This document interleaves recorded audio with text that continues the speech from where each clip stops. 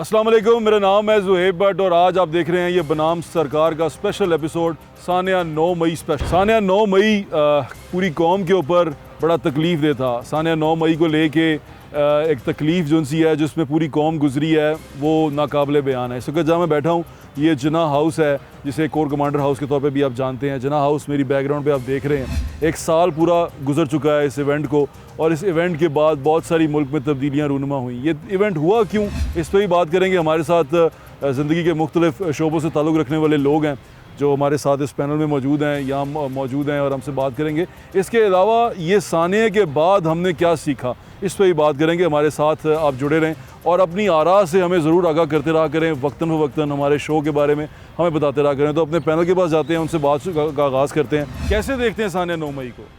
सानिया 9 मई को तो मेरा नहीं ख्याल कि कोई भी पाकिस्तानी उसको डिफेंड कर सकता है कि ये ठीक हुआ है। हर कोई ये कहता है गलत है और हम तो बिल्कुल, मैं तो उस दिन गवाह हूँ जब ये वाक़या हुआ था, मैं मौजूद था और यहाँ इसके अंदर मौजूद है, यहाँ जिना हाउस में मौजूद था। मैंने आंखों देखा हुआ है सारा जिना हाउस, उससे पहले कोर कमांडर, टोटल ये पूरा रोड। वो जो कहते हैं कि अंदर लोग मौजूद थे, ये थे, वो क्या था? नहीं, अंदर तो कोई भी मौजूद नहीं था, सारे बाहर से ही आए हैं। एक बड़ा मजमा एक उस तरफ से निकला, एक इस तरफ से निकला और ये सारा वाक़या रूनुमा हुआ।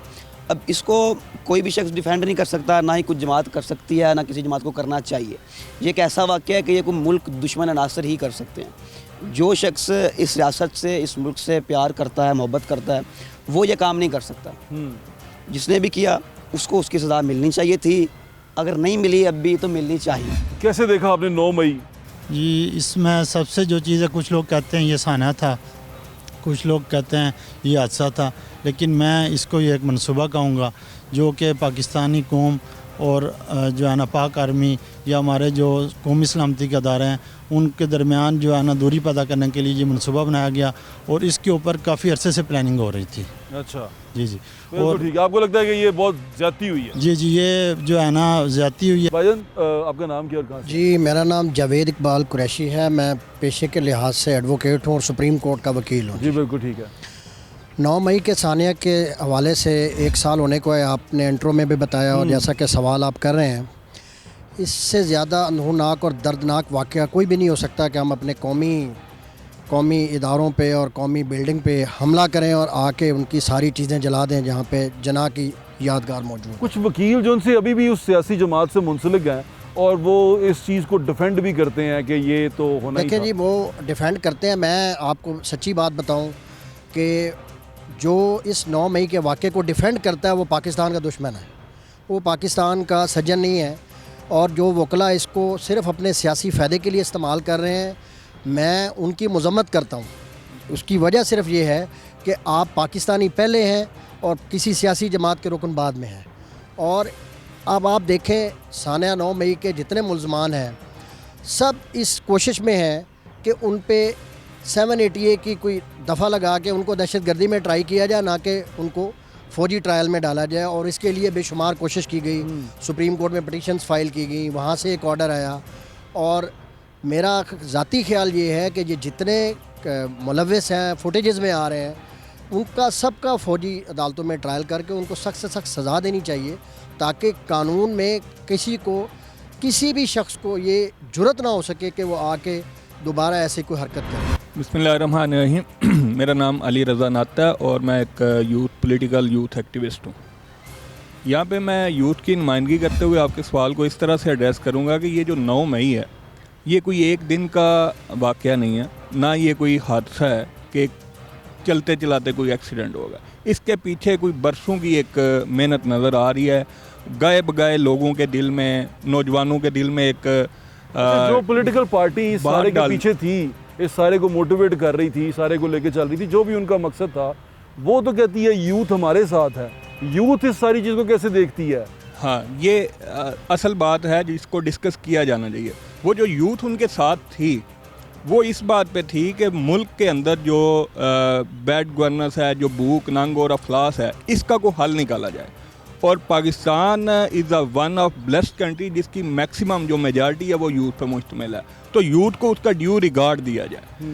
बट हुआ ये कि उन नौजवानों को अपने एक फ़र्द वाहिद के गिर्द घुमाया गया, फुल स्टॉप लगा के कहा गया कि फ़लाँ शख्स, फ़लाँ पार्टी या फ़लाँ जो ग्रुप है ये हमारी रेड लाइन है। जब आप नौजवानों को एक दायरे के गिर्द घुमाएंगे और उनको वहाँ पे महदूद कर देंगे तो फिर आप उनसे अपने मकासद लेते हैं जो 9 मई की सूरत में उन्होंने। क्या नाम है भाईजान आपका और कहाँ से हैं आप? जी अस्सलाम वालेकुम, मेरा नाम सिफ्त हसन है और मैं एक नौजवान सियासी कारकुन हूँ, लाहौर से मेरा ताल्लुक़ है। और 9 मई का जो वाक़या है मेरे ख्याल से कि ये फाशिज़म की और इंतहा पसंदी की एक बदतरीन मिसाल है। और मोदी में, ट्रम्प में और इमरान खान में कोई फ़र्क नहीं रह गया 9 मई के वाक़े के बाद। और जो जिस तरह अली साहब ने बात की कि नौजवानों के मसाइल तो बदस्तूर मौजूद हैं, लेकिन जो नफ़रत अंगेज़ी जो सियासत में एक नफ़रत फैला दी गई है उसको रोकने के लिए हम जैसे नौजवान सियासी कारकुन बहुत एफर्ट करते हैं, लेकिन वो दोबारा से एक सिलसिला का शुरू हो गया हेट का, गालियों का। भाई एक नैरेटिव होता है जो सियासी जमात ने दिया, एक काउंटर नैरेटिव होता है जो अंदर से ही यूथ के अंदर भी होना चाहिए। अगर आपको लगता है कि ये जो सब जिस तरह ये मोटिवेट कर रहे हैं ये गलत है, वो काउंटर नैरेटिव पैदा होता है। आपको लगता है कि यूथ को पता है कि हम ये जो किया है ये गलत है, इसके बारे में ये वो सोचते हैं? देखें, ज़्यादातर यूथ को नहीं पता है और यूथ को इमरान खान ने मिसलीड किया है। इश्यूज़ कुछ और थे, उसको डायरेक्शन कुछ छोड़ दी गई। और इस वक्त जो एक मौजूदा सूरत हाल है, मतलब अगर तो आप यूथ की बात कर रहे हैं तो आपकी हुकूमत रही है, आपने पंजाब में स्टूडेंट यूनियन क्यों नहीं बहाल की?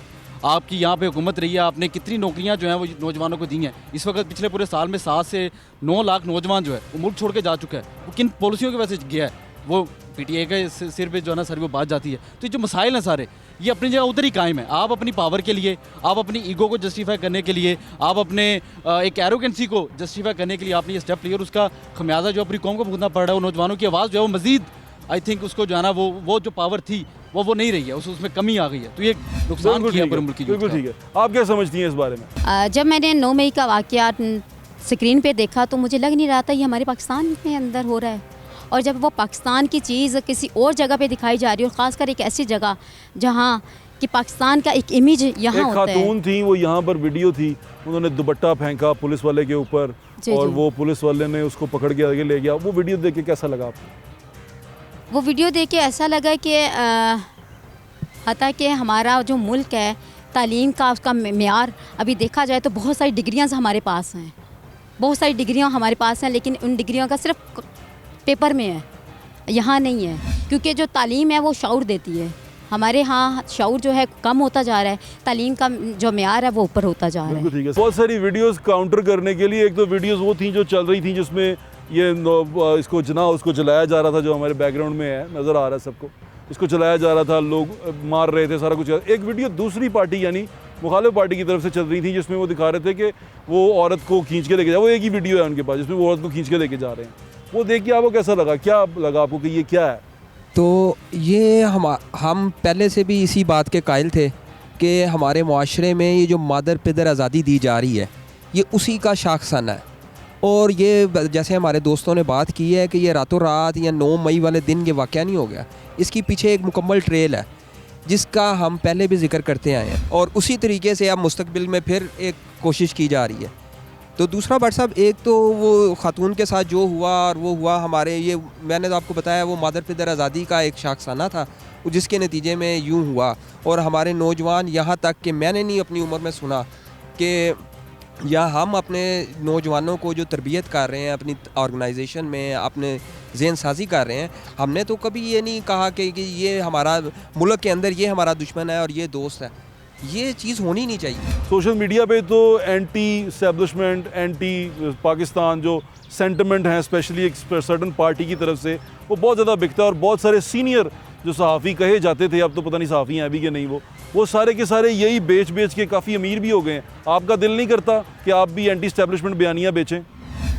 सर, एंटी इस्टेब्लिशमेंट बयानियाँ बड़े लोग बेच रहे हैं, इसमें कोई शक नहीं है। और उसमें बड़े बड़े नाम हैं जो कुछ अर्सा पहले इस्टेब्लिशमेंट की गोद में बैठते थे, आज वो एंटी इस्टेब्लिशमेंट बोलते हैं। तो वजह उसकी वजह सिर्फ रेटिंग है। रेटिंग है डॉलर कह लें हम तो सीधी बात करते हैं। अगर हम भी करते हैं तो हम डॉलर के लिए करते हैं ना, इसलिए कि रेटिंग आएगी, लोग सुनेंगे। लोग सुनना क्या चाहते हैं, लोग पसंद क्या करते हैं, तो उनकी पसंद की बात करना ही रेटिंग है। तो वो बात करना चाह रहे हैं। बाकी जहाँ तक ताल्लुक है डिजिटल मीडिया का या मीडिया का, तो मीडिया या डिजिटल मीडिया के ऐसे प्लेटफॉर्म्स हैं जो किसी भी वाक़े को, जो किसी भी रियासत को, किसी भी मुल्क को या किसी भी चीज़ को नेगेटिव भी दिखा सकते हैं, पॉजिटिव भी दिखा सकते हैं। हाँ। अब ये आपके अपने हाथ में, आपने पॉजिटिव दिखाना या नेगेटिव के ऊपर सवाल होता है, क्योंकि डिजिटल मीडिया जितना भी है ये मेरी नज़र में, मेरे पॉइंट ऑफ व्यू के मुताबिक इतना ऑथेंटिक नहीं है। इसके ऊपर इतने गेट कीपर्स नहीं बैठे होते, इसके ऊपर इतने एडिटर्स या कोई एडिटोरियल बोर्ड नहीं होता जो कि इसको कंट्रोल कर सके। इसलिए इसकी खबर पे यकीन करना थोड़ा सा मेरे ख्याल से लोगों को भी सोचना चाहिए।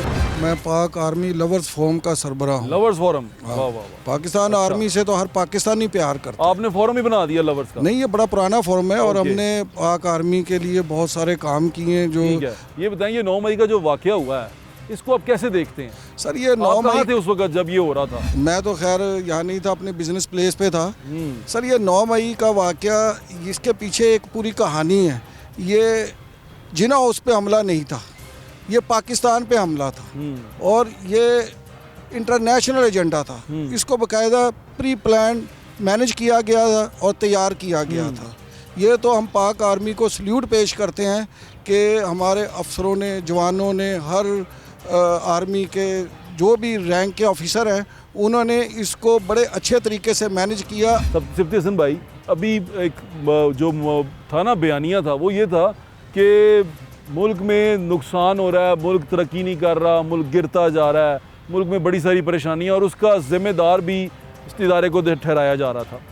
और वो कहा ये बयानिया क्रिएट किया जा रहा था ना, वो सारा मैन्युफैक्चर जिस तरह किया गया वो हम सब ने देखा। उसमें सोशल मीडिया के लोगों को इन्वॉल्व किया गया, उसमें से वो टिकटॉकर्स को इन्वॉल्व किया गया, उनको बुलाया गया, घरों में बिठा के उनकी साथ तस्वीरें खिंचवाई गई। इवन प्राइम मिनिस्टर हाउस में, वहाँ उधर बनी गाला जो डिक्लेयर था, वहाँ बुलाते थे उनको, उनसे बातें करते थे। फिर उन्होंने सारा एजिटेट किया। इवन पता चला उनमें से कई लोग पकड़े भी गए, वो टिकटॉकर्स पकड़े भी गए क्योंकि वो यहाँ मौजूद थे, जो कहते थे कि अब हम GHQ जाएंगे। तो वो सारा बयानिया जब चल रहा था और इस तरह की बातें हो रही थी, तो उसका कोई काउंटर, उसके खिलाफ कोई बयानिया खड़ा करने की कोशिश की गई, या नौजवान जो उनसे थे वो बयानिया खरीद चुके थे? देखिए, हमने अपने तय तो कोशिश की। हम तो 2012-13 से अपनी सियासी तंजीम से कहते हुए आए हैं कि ये इमरान खान पे बिलीव करना जो है ये झूठ है, ये डिलीवर नहीं करेगा। लेकिन अब सोशल मीडिया की एक पावर ऐसी थी कि हमारी कौम के लिए भी नहीं थी।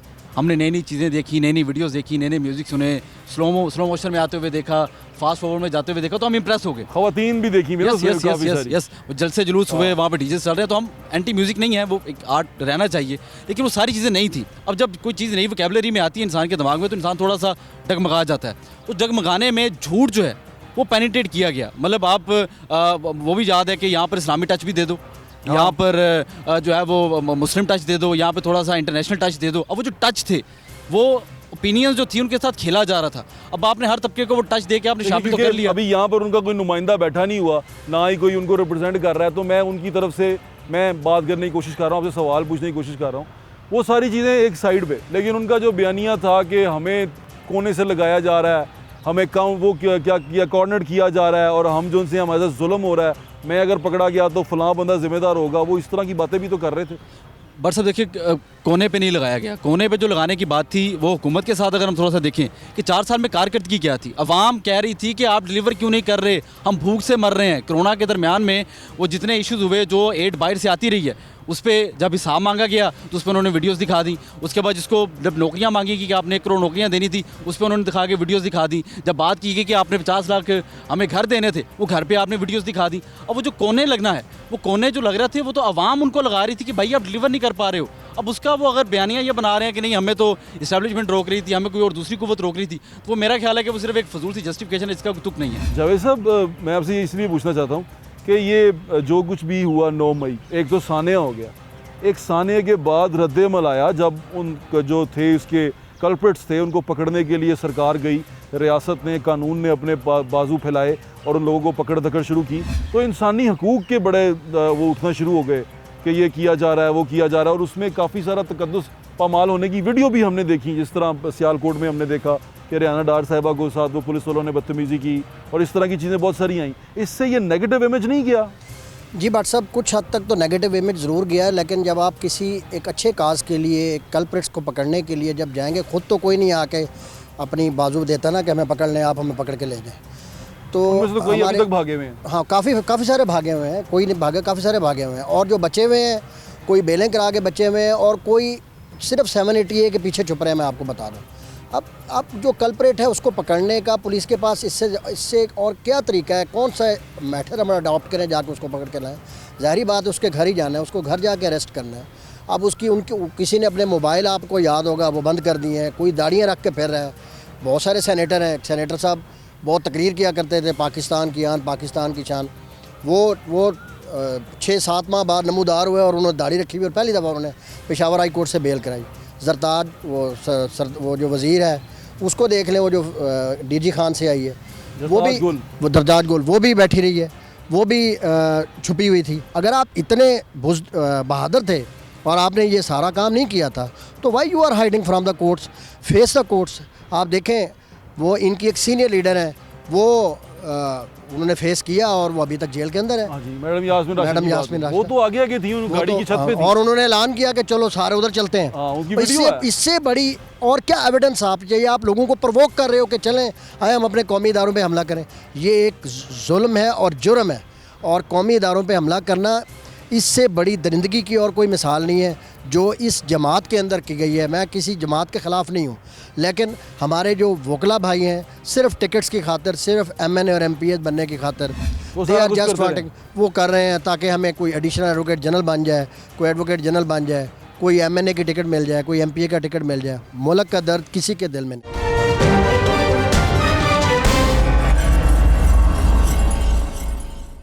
यहाँ से लोग जब मोर उठा के लेके जा रहे थे ना, अभी मोर वापस आ गए हैं, तो वो कह रहे थे ये कौम का पैसा है। आप उससे एग्री करते हैं? वो कौम का पैसा था तो पूरी कौम का पैसा था, वो सिर्फ PTI के साथ जो चल रहे थे उनकी कौम का पैसा तो नहीं था। अब इस हवाले से आप चलने हैं तो आप अपने सड़कें और हॉस्पिटल और जो अवामी मंसूबे हैं वो सारे उठा के तो अपने अपने घरों को ले जाएं, तो ये तो एक बेवकूफ़ाना सी लॉजिक है। नंबर 2 जो आप बात कर रहे थे ना, उसमें मैं एक चीज़ ऐड करना चाह रहा हूँ। मेरा तलक साउथ पंजाब से है, जिसे मैं उर्फ़े आम में मकबूजा पंजाब कहता हूँ, क्योंकि जागीरदार सरमायादार वडेरे मकबूजा पंजाब। उसकी वजह ये है कि वहाँ पे बुज़दार साहब का इलाका नहीं है, ये बुज़दार साहब का इलाका है। वो तो वहाँ से तो आपका CM रख लिया उन्होंने, फिर भी मैं वो बता रहा हूँ। अब वो जो कहानी चली थी कि उसके घर में बिजली नहीं है, तो उससे पूछा जाए ना कि भाई तू खुद MPA रहा, तेरा वालिद वहाँ का तहसील नाज़िम रहा, तो बिजली क्यों नहीं थी?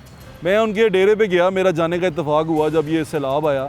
तौसा शरीफ हम गए जी। तौसा शरीफ में जब हम एंटर हुए हैं तो उनका डेरा शुरू में ही है, अंदर भारती जाने से पहले एक डेरा है उनका।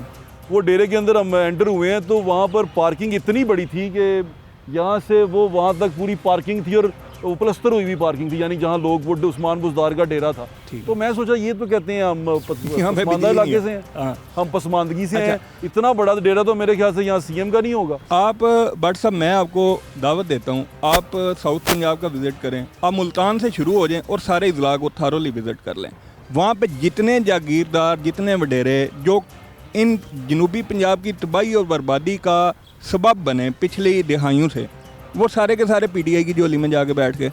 अब वो जिनके खिलाफ तब्दीली आनी थी वो तो सरखेल बने हुए थे तब्दीली के।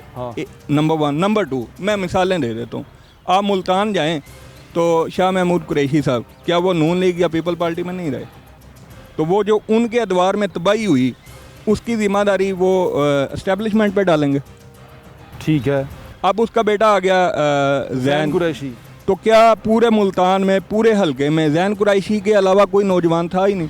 आपने ये सारा कुछ देखा और आप वो बयानियाँ भी सुन रहे थे, और आपको ऐसा, अब कहीं ऐसा तो नहीं था कि आप शुरू में जो आपकी सियासी जमात है वो इस्टेब्लिशमेंट के ख़िलाफ़ थी, आपको तब उस वक्त इस्टेब्लिशमेंट बहुत बुरी लगती थी, और अब इस्टेब्लिशमेंट क्योंकि उनके खिलाफ है जिनके आप खिलाफ हैं तो इसलिए इस्टेब्लिशमेंट अच्छी लगना शुरू हो गई है? ऐसा तो नहीं है? नहीं, ऐसी बात नहीं है। माई एनिमीज़ माई फ्रेंड, ये तो नहीं है? नहीं, ऐसी बात नहीं है। अगर उस वक्त ऐसा कोई भी वाक़या आप दिखा दें, किसी भी जो है ना जगह पे ऐसी कोई बात हुई हो कि पुलिस, आपके लीडर जलसों में सिर्फ नाम लेते थे। जी, वो तो जो है ना तकरीरों में कहते थे, लेकिन ऐसा कोई भी प्लानिंग नहीं थी जिस तरह की ये 9 मई की प्लानिंग की गई है, हमला किया गया है, कौमी अदारों का शख्स को पामाल किया गया, ऐसी कोई बात नहीं। तकरीरों में कहा गया था और वो बाई नेम था एज ए अदारा कहीं भी, लेकिन जो अपना तरीके इंसाफ ने एज ए अदारा जो है ना इसके ऊपर हमला किया है और इसको डैमेज किया है। आपको लगता है कि ये माई एनिमीज़ माई फ्रेंड, यानी कि मेरे दुश्मन का दुश्मन मेरा दोस्त? बिल्कुल दुरुस्त। यानी कि अब सियासी जमात जो है 2018 में जब आपके खिलाफ 17 में किया गया सब कुछ, तब आपने रैलियाँ निकाली, आपने सारा कुछ किया, तो तब इस्टेब्लिशमेंट बुरी थी।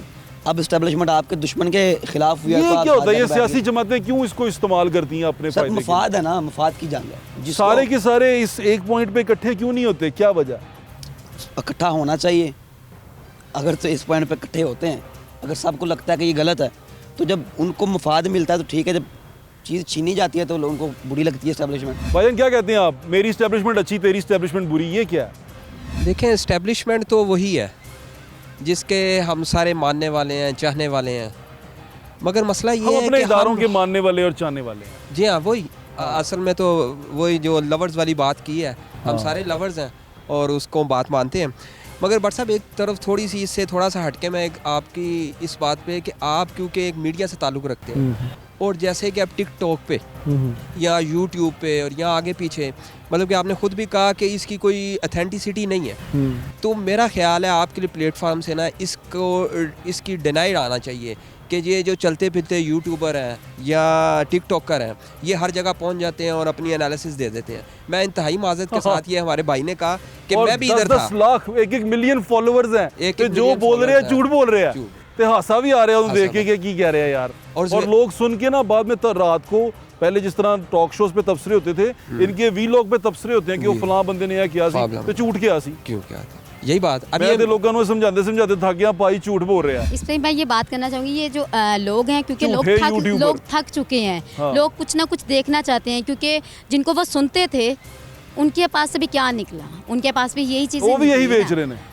तो इसलिए वो ना टिकटॉक पे यूट्यूब पे आ गए हैं, या कुछ नहीं तो झूठ ही सही। फाइनल वर्ड ले लेते हैं, आप बताएं भाईजान, यूट्यूब टिकटॉक जो सा है ये आपका सोर्स ऑफ इंफॉर्मेशन है, इसी को देखते हैं या टीवी भी देख लेते हैं, अखबार भी सर यूट्यूब में तो मैं हमेशा ही कहता हूँ लोगों को सिर्फ सुना करें बस, डॉलर कमाने के लिए ये सारी प्रोपोगंडा है और इनको ट्रेंड किया जाता है। जो ये काम करते हैं ना, $1 के लिए करते हैं और एक प्रोपोगंडा करते हैं, बाकी इनका अपना इस मामले में कोई पॉजिटिव नहीं होता। और मैं कहता हूँ यूट्यूब को तो आपने जो पहले एक बहुत अच्छी बात की कि इसका कोई गेट नहीं है, इसको कोई रोक नहीं सकते, कुछ नहीं कर सकते। अब जिसकी अपने इलाके में कोई बंदा उसको ना जानता हो और वो बंदा आके 10 लाख फॉलोअर्स, वो बंदा आके चीफ ऑफ आर्मी स्टाफ के लिए बातें बनाना शुरू कर दे जाएगी, वहाँ पर ये हो गया, वहाँ पर वो हो गया। और भाई तू तो एक किसी यूनिट के अंदर नहीं इन हो सकता, तेरे पास इन्फॉर्मेशन कहाँ से आ गई? फोन पे दस देने बंदे ना, और नहीं सर ये प्रोपोगंडा, यकीन करें उनका कोई सिपाही वाकिफ नहीं होता, सूबेदार वाकिफ नहीं होता और बातें वो चीफ ऑफ आर्मी स्टाफ की कर रहे होते हैं। सर वो बिल्कुल ये प्रोपोगंडा है, झूठ है और ये इसको बिल्कुल बैन होना चाहिए और इसको कानून साजी होनी चाहिए। अच्छा ये सारी तो बातें हो गई, इसमें ना एक अहम पॉइंट है बट साहब, मैं उस पर आपकी तवज्जो करवाना चाहूँगा कि हमारे यूथ को मेरी बहुत तवज्जो है। जी जी जी आपकी वसासत से कि हमारी यूथ को इंगेज करने की ज़रूरत है हज़रत, कि हमारी यूथ को आज जहाँ पे आईटी दुनिया की पहुँच गई है, हमारे हमसाया मुल्क की पहुँच गई है, हमारे लोग सिर्फ टिकटॉक और यूट्यूब पे आके स्टक हो गए तक पहुँचे हैं सिर्फ। जी भाई फाइनल वर्ड क्या आपका?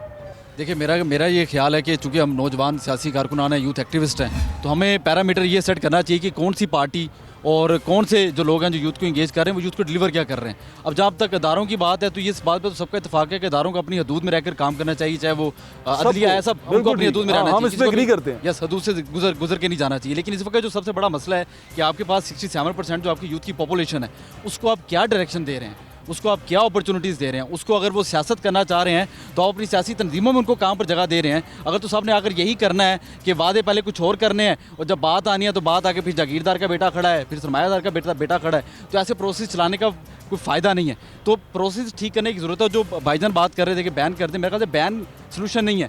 मुद्दा ये है कि एक छुरी से आप गला भी काट सकते हैं और छुरी से आप केक भी काट सकते हैं। हमारे यहाँ पे जो यूट्यूब है या सोशल मीडिया प्लेटफॉर्म्स हैं वो इंटरनेशनली लोगों को इन्फॉर्मेशन डिलीवर कर रहे हैं, लोगों की मुस्बत ज़हनसाजी कर रहे हैं। हमें ऐसे प्रोसेस चलाने की ज़रूरत है कि हम उनकी मुस्बत ज़हनसाजी करें, लर्निंग की तरफ जाएं। जी भाईजान मैं ना इसमें जो बार बार रिपीट हो रहा है ना, वो उसको पहले एलेबोरेट कर दूँ। 2 चीज़ें बोली जा रही हैं, एंटी स्टैब्लिशमेंट और प्रो स्टैब्लिशमेंट। एंटी स्टैब्लिशमेंट और एंटी मिलिट्री में और एंटी पाक आर्मी में फ़र्क रखना चाहिए, ठीक है। यहाँ पे हो ये रहा है कि एंटी स्टैब्लिशमेंट की आड़ में एंटी मिलिट्री जो है पाक आर्मी को वो रगड़ा जा रहा है, और उसकी हमें तकलीफ इसलिए होती है कि पाक आर्मी का वो जवान जो बॉर्डर पे खड़ा है, जो हमारी हिफाजत कर रहा है, उसका इस सारे में क्या कसूर है। अगर आपके इंस्टीट्यूशनल इश्यूज़ हैं तो आपके पास 101 प्लेटफॉर्म मौजूद हैं। आपकी कैपेसिटी नहीं है ना कि आप टेबल पे बैठ के बात नहीं कर सकते, क्योंकि आपके पास बात करने को है कुछ नहीं, ऑथेंटिक कुछ नहीं है आपके पास। मैं छोटी सी एग्जांपल देता हूँ कि ये जब लास्ट टाइम फ्लड आया तो इसी पार्टी की गवर्नमेंट थी। साउथ पंजाब में आप जाएं, डीजी खान के साथ 8 MPs थे जी, कोई भी नहीं था वहाँ पे। एक MPA नून लीग का था, बाकी 7 MPA PTI के थे। वहाँ पे हमने मूव किया, कैंपेन की, वेलफेयर की। वहाँ पे जनाब एक भी MPA मौजूद नहीं था। और उस टाइम में जनरल सरफराज शहीद, अल्लाह उनकी मग़फ़िरत करे, वो उस वक़्त वो जो रेस्क्यू ऑपरेशन था उसको वो हेड कर रहे थे, लीड कर रहे थे जब उनकी शहादत हुई। तो बात करने का मकसद ये है कि एंटी स्टैब्लिशमेंट की आड़ में और ये सारे सिनेरियो इसकी आड़ में इदारों को निशाना ना बनाया जाए और इस सब की आड़ में जवेद साहब को प्लीज नौजवानों का इस्तेसाल ना किया जाए। बिल्कुल ठीक है जवेद साहब। फाइनल वर्ड ये है कि देखें, यूट्यूबर्स और यूट्यूब के लिए पाकिस्तान में कोई कानून होना चाहिए। जो बंदा उठता है वो अपनी एक लगाता है अपनी तस्वीर के साथ, या जिसका दिल करता है आर्मी चीफ की फ़ोटो लगाता है, उसके ऊपर जो बकवासियात लिखते हैं वो सामने आ रही होती है। मैं कल भी देख रहा था, अगर इसके ऊपर कोई कानून साजी हुई हो, हुकूमत वक्त को कानून साजी करनी चाहिए। ये हमारी सियासी जमातों के अंदर जो लोग यूथ को अपने पर्पस के लिए इस्तेमाल करते हैं, ये सबसे गलत बात है। अगर किसी बंदे को पता हो कि मैंने यूट्यूबर बन के और यूट्यूब पे बैठ के मैंने ये वाली पोस्ट नहीं लगानी, मैंने एक्स पे ये पोस्ट नहीं लगानी, लगाऊंगा तो मैं अंदर हो जाऊंगा और मेरे खिलाफ बिलियंस ऑफ रुपीस। आप बाहर चले जाएं, यूके चले जाएं, कहीं चले जाएं, वहाँ कानून है, यहाँ कानून नहीं है, उसको कानून बनना चाहिए। यहाँ पे व्हाट्सएप यूट्यूब की बात हो रही है तो वो मेरे रेलिवेंट है, मैं उसकी बात कर दूँ। ध्यान से थंबनेल लगाया देखिए, पसंदीदगी और नापसंदीदगी की वजह से आप यूट्यूब को या जो एक इनोवेशन है उसको तो डिग्रेड ना करें ना। एक चीज़ बड़ी खूबसूरत है, वो कुरान में भी है कि हदें जो सी हैं ना वो क्रॉस नहीं करनी चाहिए। अल्लाह ताला हदें क्रॉस करने वालों को पसंद नहीं करता। तो हर एक चीज़ की हद है, वो इदारों की हद हो, वो हमारी हद हो, वो तमाम एक इंडिविजुअल की हद हो, पॉलिटिकल पार्टीज़ की हद हो, वो हदों को क्रॉस क्यों नहीं करना। जब आप हद क्रॉस करते हैं ना, अपनी लाइन क्रॉस करते हैं, तब आप ख़राब हो जाते हैं, सोसाइटी ख़राब कर देते हैं, आप सोसाइटी के अंदर अनरेस्ट क्रिएट कर देते हैं और इसी तरह के वाक़यात रूनुमा होते हैं जैसे अभी हुए हैं। दूसरी सबसे अहम चीज़ वो ये है कि हम लाई लग गए हैं बहुत बड़े। हमें कोई यूट्यूब पे लिखा हुआ आ जाता है ना कि अमिताभ बच्चन ने इस्लाम कबूल कर लिया था, तो हम अमिताभ बच्चन को दुआएं देना शुरू कर देते हैं, घर बुढ़ियाँ बैठी दुआवां से, वो अमिताभ बच्चन इस्लाम कबूल कर लिया। तो जिन्हें किया है ना और अमिताभ बच्चन वो शायद उन्हें पूरी फिल्मां भी ना वेखियां होती। तो ये इस तरह की ऑथेंटिसिटी, जो खबर की ऑथेंटिसिटी है, खबर के लिए खबरें देने वाले इदारे को ही देखें, खबर के लिए खबरें देने वाले इदारे के पास ही जाएं। बाकी सारे चुगलखोर हैं, चुगली करते हैं, वहाँ से कान में कोई खबर डालता है वो लेके आ जाते हैं आपके पास शाम को व्लॉग के अंदर और कहते हैं वह जी अब मैं आपको बताऊंगा कि वहाँ पर वो आर्मी चीफ बैठा हुआ था और वहाँ पर वो बैठा हुआ था और उसने ये कह दिया। वो वहाँ पर आप नहीं बैठे हुए थे ना, अगर आप वहाँ बैठे होते तो फिर बताएं, अगर आप वहाँ नहीं बैठे हुए तो फिर आप किसी की सुनी हुई बात बता रहे हैं। तो ये सुनी हुई बातें, सुनी सुनाई बातों को एग्जैजरेट करके बताना, मुल्क में अनरेस्ट क्रिएट करना, मुल्की इदारों के ख़िलाफ़ नौजवानों को करना, ये बड़ी शदीद शर्मनाक बात है और इसको रोका जाना चाहिए। मेरे ख्याल से ये बहुत ही गलत चीज़ है और इसको होना नहीं चाहिए। अपना ख्याल रखें, मुझे इंशाल्लाह फिर मुलाकात होगी। अल्लाह हाफ़िज़। पाकिस्तान जिंदाबाद।